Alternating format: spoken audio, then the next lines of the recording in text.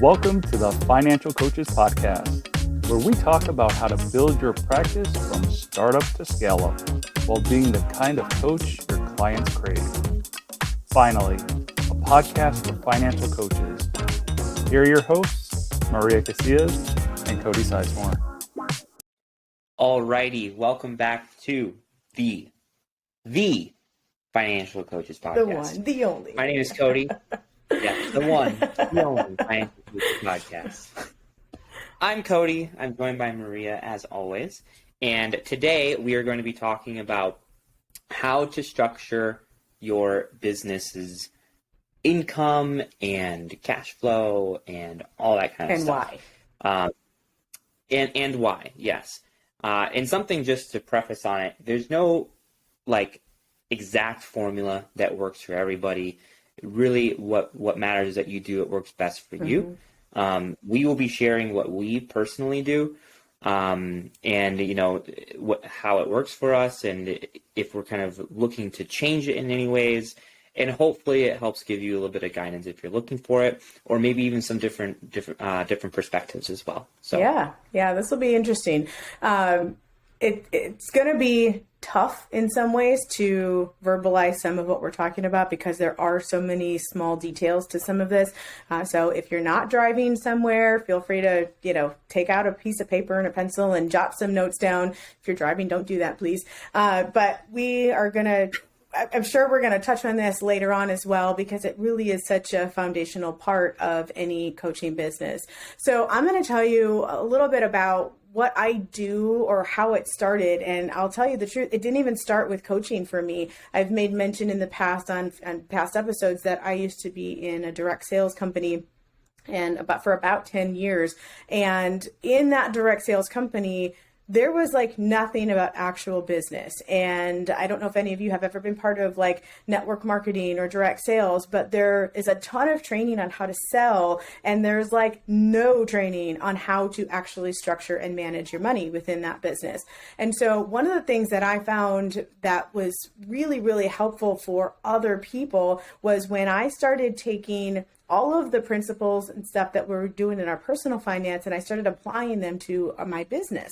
And then I thought, well, that makes a lot of sense, but there's nothing like QuickBooks or anything like that would be good for this direct sales business. And so I actually sat down with a person who's really, really good at Excel, because I'm not good at Excel, but I have a lot of ideas, right? So I'm the idea person, and he was the person who was able to actually implement those ideas for me. And I said, here's what I want. And I had him create this entire thing that's way more than a spreadsheet.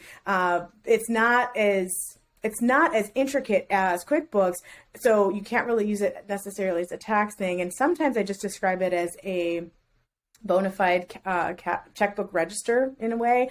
But it was really cool because what it allowed the people, myself and the people I was training to do was work intentionally and proactively. So in the direct sales industry, there was such a focus on the sales number and zero focus on an income number. So if somebody said that they wanted to make $100 a month, that means they would have to sell $400 a month if it was a 25% commission. You follow me with that?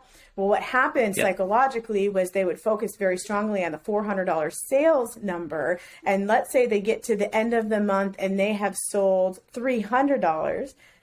If you think about it, they've made $75. So they're really only $25 shy of their income goal, right? But they are so focused on the sales goal that they say, well, I'm actually $100 shy of my goal. And a lot of times, instead of just selling that, they will buy the $100.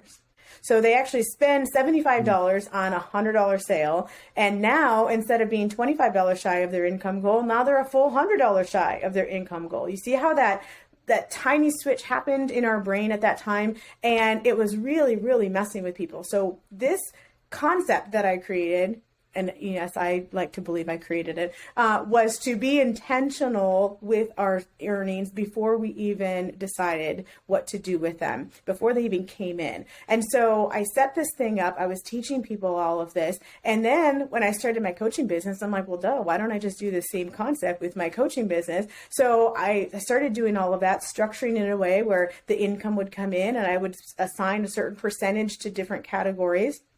before I even had it. And then I would have the money there to spend. It was similar to sinking funds, if you will. And then I had the ability to track all of those expenses at the end of the year. So I could hand it to my tax man and say, here's what it was.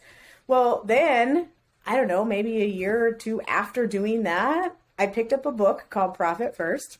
And I read this book, and I was inspired and frustrated all at the same time, because I'm like, this guy is doing exactly the same stuff that I was doing, only he decided to market it and make lots and lots of money on it. So I didn't. And so now we talk about, what's that? He moved on it first. That's all. Yes, he moved on it first. He took action a lot faster than I did. He knew how to market it, whatever. It's funny because it did a couple of things. It reminded me that not only do we have ideas that we should be willing to share, but also that idea wasn't just his idea. It's not a unique concept, right? And so a lot of the things that we do are not actually unique. We just have those unique spins on them. And so that's why when Cody said at the beginning of this episode that there is no one way that's going to work for everybody. We just want to provide some foundational things for you to think about, and then you can spin those and tweak them in any way that's going to work best for you. So I obviously referenced the book Profit First. It's by Mike Michalowicz. We can put a link for that in the show notes. But I still want you to realize that it's not like we are endorsing that as the only way to do something. So some of the things that are in that book and in that concept, before I go there, Cody, have you read that book? I'm reading it. You're in the process of reading it. It was on your reading list for the year. Okay, fantastic. So some of this might be new. 2. What's that? I'm on chapter 2. Okay, so a lot of this might be new. Yeah. Okay, but like I said, the concepts in there are not super unique, so you're probably going to be like, oh yeah, I already do that a little bit. But some of the biggest tenets that he presents are, one, that behaviorally we act a certain way with money. Right? A lot of times people will, if they're in a habit of opening their bank account and saying, oh, I have X amount of dollars in there. As long as I don't spend more than X amount of dollars, I'm good. And that's a very, very common behavior that we have as human beings. And it's not one that serves us super well, because it's very reactive in spending and saving and not proactive. So one of the primary tenets that we want you to just hear from us today, you guys, is to be proactive. Decide ahead of time what you're going to do with your money that you bring in with your business so that you don't have to be reactive. Another thing that's really important is to have the concept of putting yourself first. Now, I've talked about this on this program before. I know we've talked about paying yourself first, right?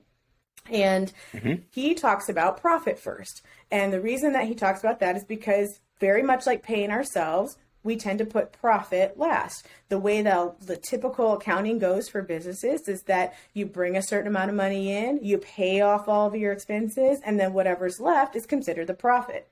Well, what he and I and now many other people do is reverse that process.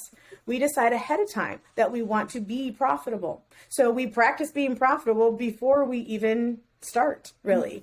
And the way that we do that is very much like we talked about before, paying yourself first. You put money aside for profit first. So you maybe decide on 1%, 5%, 10% of everything that you have come in. You specifically put that aside as profit for yourself. We've talked before about that toothpaste analogy where you can use, you can, if you have 100% of your toothpaste, you're going to use more of the toothpaste. And then as you get to the end of that tube, you're like twisting and you can do everything. I mean, the amount of things that you can get out of that toothpaste tube are amazing. And you learn to use what you have. That's a human thing. So if we're going to use what we have, then it's okay to put the money aside for profit now, and you're going to live off of the other 90%, 50%, whatever that number is for yourself. So that's another thing. And then the last thing that I want to say before I let Cody talk is that we want to use percentages instead of actual numbers, because percentages are sustainable. Flat amounts are not as sustainable, because our businesses are not, at least for a while, super consistent in income. And so we want to make sure that we are not saying, well, I'm going to put aside, $1,000 for operating expenses and $2,000 a month for me to take home. and your business is only generating $1,000 a month, that's going to be really hard to maintain, right? So, or your business generates $1 million that year, you probably are able to put more than $1,000 into operating expenses and $2,000 into paying yourself. So it goes both ways, high and low. All right, I'm going to take a breath and let Cody jump in here. What would you like to add at this moment, Cody? Any questions? Anything you want to add? Really, I was listening to everything that you had said, and like I kind of said before, I'm currently reading that book, Profit First. So I don't really know what to expect. I've heard a lot about it, and I'm really just reading it because I just want to make sure that I'm doing things either correctly or the best way. And if I'm not, if there's a way to kind of fine tune it and get it better, Why don't you tell us a little bit about what you do now? And I can let you know how it compares with Profit First. Yeah. Yep. So what I currently do now is very similar to what you were kind of saying, especially with the last point, which is, I predetermine what happens with the income before it actually comes in, and I use percentages as well. Okay. So just full transparency. So what I do is I set aside, I have all the income come in. I have some very basic operating expenses. I'm actually blessed to have not too many expenses. So I keep that percentage pretty low, mostly around like 5%. Sometimes it's even less, but around 5%. Then I also have money that I set aside for taxes, and I do 15% on that. And then I also do money that I set aside for profit, which is 15% as well. Okay. And then the rest I just bring home as my paycheck, essentially. Okay. And I do that every 2 weeks. So I didn't write any of that down, and I'm, I have I have memory issues. So I want to make sure we do the math though, so we can give a percentage of what you take home. Do I have to do the math, or do you know that off the top of your head? What I take home, it's like, it would be 35. So it's like 65%. Okay. Thank you for not making me do all that math in my head.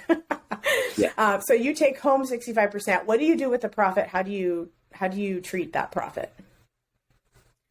So the profit itself, so I have 3 separate accounts personally. One is just like an operating account. So all the income goes in there. All of the expenses come out of there. It's just how it goes. Okay. I have another account that's for taxes and taxes only. And then I have another account that has like my base business emergency fund. And then anything above that is my quote unquote profit. It's almost like a sinking fund kind of thing, like you had mentioned earlier. Okay, cool.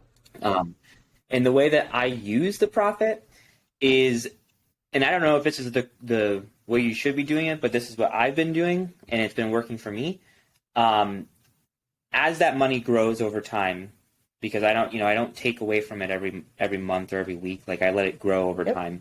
And as that money does grow, if there's something that I want to invest into for the business, such as hiring a coach, such as getting a new laptop, or getting, I just on Christmas evening, I couldn't take it anymore. I've been wanting this like paper tablet, this note-taking paper tablet thing.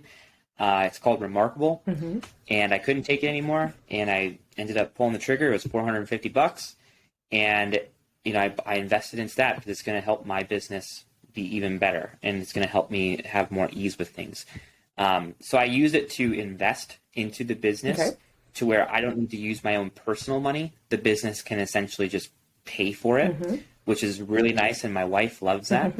And then another thing that I do as well is that if there is there's not too much that I need to invest into in, say, a quarter, so 3 months. If there's not anything that I'm like looking at them like, yeah, I really need this, or I want this, or anything like that, let's just pretend that there might be, $3,000 in this profit account after 3 months, just as a nice round number. If that's the case, if after that 3 months, I wouldn't want to just clear it out completely. because then maybe month 4, there is something that I want to invest into the business for. But I do want to take something from that. It's almost like a bonus to me. A reward. Exactly. Just like rewarding myself. So what I do is I take half of that. So if it was 3,000, I take 1,500, bring it home, which my wife also likes. And then, the other 1,500 can sit in there and continue to grow until the next quarter. Awesome. It's very similar. That's how I do mine. Yeah, it is very similar to what he talks about. One of the additions that he throws in there, it's been a long time since I've read the book, but I remember he talks about like having profit share, right, for the people who are invested in your business. So in your case, it would be your wife and kid who are investing in the business because, they're sacrificing time with husband and dad while you're out working and stuff. And so that $1,500 that just came home that you referenced would be split among the people who are the shareholders. So like you'd get 500 and your wife would get 500 and your daughter would get 500 type of thing. Or, you'd get 700 because you were higher owner, so on and so forth. Right. Maybe your daughter gets, 200. But the whole concept there is that they also get rewarded for their sacrifice in your business, their investment, if you will, in your business. And so that actually gets them excited about helping you to continue doing what you're wanting to do. So that is one small thing that is a little bit different. And of course, given my background in behavior and psychology, it's like that actually really resonated with me because I'm like, yeah, that makes really good sense to reward that which we want to be repeated. So yeah, it's very, very similar to that. I do want to make sure that I rewind a little bit and let our listeners know that it is so important. We totally missed this at the beginning. It is so important to keep your business money separate from your personal money. So if you are listening to this today and you have not done that yet, if you have, forget the 4 accounts that Cody just mentioned. If you have all of your coaching income going into your personal accounts, stop it. Do not do that anymore. I mean, it's not very often that we're prescriptive on this podcast, but that is one thing that I'm going to say, please stop doing that for several reasons. One of them is to keep things separate. Like you don't want to commingle. You don't want to get your business stuff, you don't want to risk your personal stuff and assets by screwing up with your business. Like that is something you don't want to do. But also it helps you to stay in control. It helps you to stay organized. It helps you to be more intentional with what you're doing. And that's ultimately what we're wanting to do. So please separate those accounts right now. If you are feeling overwhelmed with the number of accounts that Cody mentioned, Cody, you only mentioned 4 accounts. I'm pretty sure Mike mentioned 7 or something like that. So, if you guys are hearing this and you're overwhelmed with the number of accounts you have to open, I get that. But just at least open one business account that you can keep everything separate from. And you're at the beginning of a new year. Just start now. Okay. All right. So that's me being as prescriptive as probably ever going to be on this podcast. Once you've done that though, there should be some sort of way to keep track of those different things that you're wanting to put money aside for. And Cody mentioned that he has a separate account. That's really, really good for somebody who has no other way of really keeping track of things. If you're not into Excel spreadsheets, if you're not into, just little Post-it notes that tell you different things, then having a separate account is a really good tool, especially if you're the type of person who opens your phone and says, how much is in there? Can I spend that amount of money? So you're doing that with specific ones, like specific categories like profit and taxes, so that you don't accidentally spend your tax bill money, right? And then your operating expenses. And you mentioned the emergency fund, but you mentioned that was kind of part of your profit. You just leave a base amount in there for your emergency fund. Am I following this correctly? Okay. Yeah, so I actually only have 3 accounts. Oh, 3. Okay. Sorry. And the emergency fund and the profit are together. I just basically treat it like a sinking fund. So, there would be like a base number, and that's like my emergency fund. Okay. And then anything above that is your profit number. Is the profit. Okay. And then your taxes, and then your OPEX. And you just pay yourself out of your OPEX one. Yep. Okay. All right. So I'll have the income come in, the expenses go out, and I'm like, okay, cool. Set aside 15% for profit, 15% for taxes before the expenses go out, rather. And then the rest that's left over, I take home as a check, essentially. Okay, cool. So one of the things that I do is that form that I told you I created for the direct sales stuff, it is set up in a way where you can add a bunch of categories. And so I actually just have, my categories are separated. So I do have a few OPEX categories within that account, but there's also, a column, if you will, for the profit. There's a column for taxes, and there was already a built-in column for paying myself. And so I'm able to operate everything out of one account rather than having to switch everything out. Having said that, though, I mean, it's a pretty robust tool in that sense, but it's still, and I actually built in a lot of psychological things, like, when there's one, for example, you can put money aside in the taxes or in the profit. And if you spend against it, it turns red, to kind of warn you, like, there's not enough there. There's also, it allows you to see what money is not yet allocated.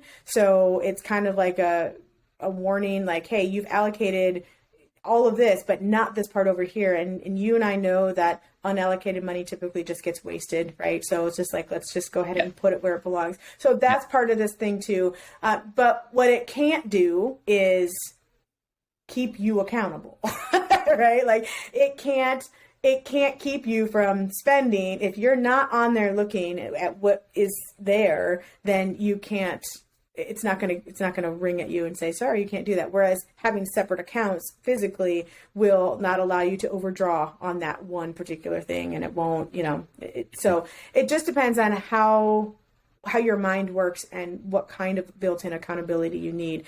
For me, it was just easier than creating 7 different accounts and, having to do all of those. But I've gotten really good at just not touching it, because the money's, it tells me exactly, it's broken down exactly what's there for what. And I've just gotten really good at being okay with that and not having to move it around. So yeah, I mean, I think that whatever is going to work is what the best approach is for somebody. The percentages. What about for someone who's just starting out? Yeah. And they're like, okay, well, I am just thinking about this. I just got my bank accounts opened, or I just started, whatever it might be. They're in the very beginning stages. And they're like, maybe they have the question of, well, there is this coaching program that I would like to invest into. Maybe it's the new Money Habits Masterclass. Who knows? Maybe it's something else. Shameless plug. But maybe there is something that they want to invest into. It could be a coaching program. It could be a laptop. It could be a number of things. Yeah. They don't have any income. Great question. With the business, how do they develop, like, how to go about getting that money and how much of it and all of that kind of stuff? Yeah. What do you think? Those are great questions. I'm going to preface it by saying that I am not a tax expert. And so anything that I say, please check with your tax person, because I do not want to get in trouble with any of this. But I can just tell you some of the things that I personally have done and what I've helped walk other clients through as well. And that is, there's two different ways. One is to just start with what you have, right? So a lot of the clients, they say, well, I don't want to go into debt in order to start a business. Okay, so that's fair enough. So if that's the case, then you have 2 options. One is you can only spend as you bring in. So if you're wanting to invest in a coaching program, you're probably going to have to go out and get some clients first, if that's going to be the case. I have found that a lot of people they struggle with that. They're like, well, that's what I need the coaching for. I need the coaching to figure out how to go out and get those clients, how to market, how to speak, and all of that stuff. And so if that's the case, then you're looking at investing your own personal capital into your business.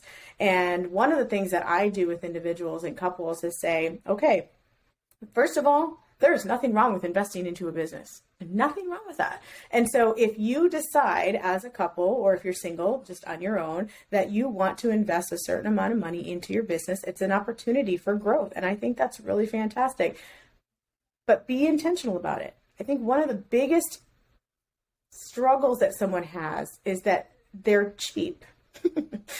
I say that and giggle about it because it's all about scarcity, right? We get to a spot where we're like, we just We just learned how to not spend on just about anything that wasn't, quote, a necessity for ourselves. And then someone says, well, this is going to cost this amount of dollars. And you're like, yeah, I'm not willing to do that. Or they're like, I'm going to do the cheapest thing possible and I'm going to spend that right now. And then they don't keep their stuff separate. And so what happens is they buy, a laptop from their personal stuff. Then they go and buy, a couple of online programs because they're the cheaper ones. Online programs are always cheaper than the one-to-one programs. I started doing that and I realized I wasn't getting the results that I wanted because that was just reading a book and not actually being held to the fire, right? And so they start, if they haven't done what we said earlier about keeping their money separate, they end up investing way more in their business because they never kept track of it. So that's one problem. Yep. And the other problem is they don't give themselves permission to invest anything because all they're looking at is, well, I can't afford this. I can't afford this. And they just have decided they can't afford anything. Right. So which is the paralysis by analysis. Yes. And so one of the tricks, if you will, that has worked really well for individuals is to decide ahead of time, what amount am I willing to invest from my personal stuff into my business? What amount personal capital am I able to put in there? For some people, it's $5,000. For some people, it's 10. For some people, it's 20. And so we talk about now don't just go do this if you're going to go and spend 20 grand on junk, right? Don't do this. But if you're working with somebody and you're able to say, I'm going to hold myself accountable, don't just do, $1,000 here and $3,000 there. Do it in one big chunk or 3 or 4 intentional chunks. So if it's a big number like $20,000, maybe you invest $5,000 a quarter into your business. And you actually put the money in that account. And here's where you're going to need an accountant, because I don't know what that really looks like on the tax side. What do you call that, right? How do you pay yourself back if you want to pay yourself back, all of that. So talk to an accountant about that. But that's not what we're here for. What we are here for is the habit of getting into, I'm going to put the percentages aside. I'm going to decide ahead of time what I'm going to spend. I'm going to train my brain to see how much is there and what I can do from there. And obviously you don't want to just deplete the $20,000. The idea there, or the $5,000, whatever number, the idea there is to build upon it. You want to use the investment to go out and figure out how to bring clients into your business so that you have an income stream. And then you can start applying those percentages and these habits to that income stream. And you can decide whether you're going to pay yourself back as if it was a bank loan, right? You could do that with interest if you wanted to. You can decide whether you're just not going to do that. You're just going to write it off as a loss. That's where the tax person is going to come into play. But I like teaching people how to ask the right questions first. Know what to ask your tax person, but don't take specific advice from me on that. Yeah. I love the idea of predetermining what you're willing to invest. That way, like, it's not scary. Yeah. And it's guiltless. This big scary monster is exposed and it turns out that it's actually just Sully from Monsters Inc. and he's a big old pit. Great analogy. It's not anything crazy, and you expect to do it too. Like, it's something that you're stepping into with confidence. Yes. Which I think is something that you want to have when you invest into yourself or your business at any point, is that confident feeling, rather than feeling timid about it.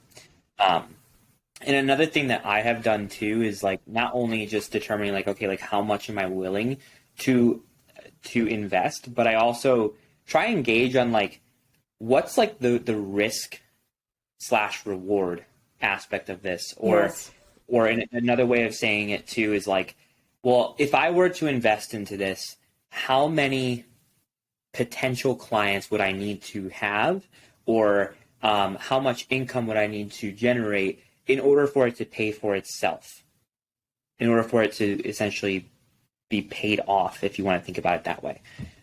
So, for example, I had a business coach that I invested into recently, and it ended up being around $7,500 total. And that was one of the larger investments that I've made overall in myself or in the business. So it was a little scary, but I felt confident about it. And I was like, I think this is the right move. And I basically broke it down to where I was like, okay, well, if I, hop in here and he's telling me that he's going to help me restructure my pricing and all this kind of stuff, this could potentially be paid for in 2 clients. Mm-hmm. And if I can't get 2 clients in 90 days using this program, then that's on me. That's not on anyone else. That's on me. Mm-hmm. So I took that risk because I made those calculated results and took the step to do it, and it paid off. Mm-hmm. And not only with just 2 clients, but more than 2 clients. Mm-hmm. So there was a real return on it. So, that was like a combination of like, okay, I'm willing to invest this much. A, what's the risk and reward? B, and what are like the actual like tangible numbers mm-hmm. that go into it mm-hmm. to kind of get that like return on investment. C, and that I think that if you were to do all 3 of those, you can't really lose. Because if you do lose, it's on you, and you just learn from it. Mm-hmm. Well, and I'm gonna you all know we never rehearse any of this, so I'm gonna push back a little bit and say, amen to all of that. I'm gonna change the word lose though, not because I don't think our listeners can handle losing, but because I want to make sure that there's 2 things I want to talk about. One is that idea that you just said about going. And you got more than 2 clients. There's this thing that happens in our heads. And I think we touched on this with regard to our clients in our last episode, where at what point do you not try to tell yourself, well, I could have gotten those 2 clients myself, right? You start to realize that I did all these things and I paid for these guys.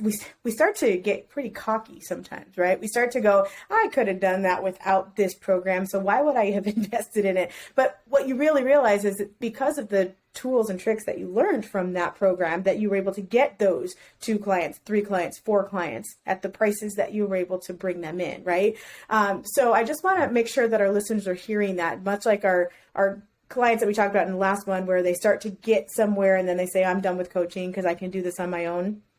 I want to make sure that our listeners understand that just because you got some results doesn't mean you would have gotten those same results had you not invested. Okay. But the part about the losing is I have gone into coaching programs where I didn't get the result, the tangible result that I had hoped that I got. And some of that was absolutely on me in the sense that I didn't necessarily do all of the things in the amount of time because maybe like we've had a lot of life circumstances happen and those things happen. But I never, ever felt like I lost. I never felt like it was a bad investment. And the reason I say that is because sometimes those investments had led me to new people that I ultimately ended up investing in. And so there's that. Also, you cannot take back all of the lessons that were learned, whether they were personal, mental, physical, all of those lessons that happen when you invest in yourself, those I couldn't take back. So even if I didn't have a client or 10 clients or however many I wanted from that particular coaching package, the growth that happened was my return on investment. And so it was never a loss. Even the ones where I invested in people who I later on found out like, oh, those are not my people. Like I don't have the same value system as them. That lesson alone was worth the $1,500 because now I understand about target marketing. I understand that they're watching certain things and I have to be more careful about choosing who I invest in and so on and so forth. So if something has not gone the way you thought it was going to, please, please, please don't say, well, that was a stupid investment. Learn from it so that it becomes a wise investment. That's all. Yep. 100%. That's exactly it. Even if it's not something that is exactly the way that you expected, you can always take something away from it. Yeah. Always. Yeah, absolutely. Well, very cool. I think that as a recap, we've talked about making sure you separate your finances from business and personal, keeping those completely separate. We talked about being intentional with your money. We talked about using percentages versus flat dollar amounts. And we talked about the concept of putting profit and yourself ahead of just all of the things that you think that you need. And so I want to I guess there's one more thing that we didn't talk about, and that was the part about if you don't have money to invest, how do you get going first? And it really is just starting with what you have. And so even if you don't have a lot of money, go ahead and create a separate account for yourself. Find something that's free, that doesn't have a lot of fees attached to it, especially for minimum balances, because if you don't have anything to start with, you're not going to have anything. And then go back to our other episodes where we talked about having beta clients for less money than normal. Start building your clientele that way, and every little penny that you get, put it in as income. If someone tips you, like that's happened before, where you give them free coaching and they feel like they got value, so they're going to tip you for that. They give you $50 or whatever. Take that $50 and put it into that separate account, because we want to make sure that you're identifying people handing money to you for your services. And just start with what you have. You have knowledge, you have grit. Start there, be intentional with it, and you're good. Yeah, absolutely. I also lastly just want to throw out, as we wrap this up, we have seen a decent amount of people join our Facebook group as of late. Yeah. Which has been really cool to see. You know, it's a smaller but mighty Facebook group, and it's growing on every week. And we're just super blessed to have everyone there, and to see everyone kind of come in and start a conversation and start interacting with each other, and even hop on our monthly meetup calls with us as well. It's a really cool thing to see. So if you're listening and you're looking for a place to just belong with some more like-minded coaches, you're welcome. You're welcome to join our group. The group is called New Money Habits Financial Coaches. So just hop in there, introduce yourself, and let's have some fun. You bet. Thank you for that. Alrighty, guys, that concludes today's episode. Thank you so much for tuning in. Make sure to listen next week as well, as we unpack some fun topics there as well. So enjoy your week. Thanks. Yeah, bye-bye. Thank you for listening to the Financial Coaches Podcast, brought to you by New Money Habits and Sizemore Financial Coaching. Submit your questions to our host by emailing podcast@newmoneyhabits.com. Be sure to subscribe to be notified of future episodes, and join our growing group of like-minded coaches on Facebook. And until next time, happy coaching. Music provided by Summer School.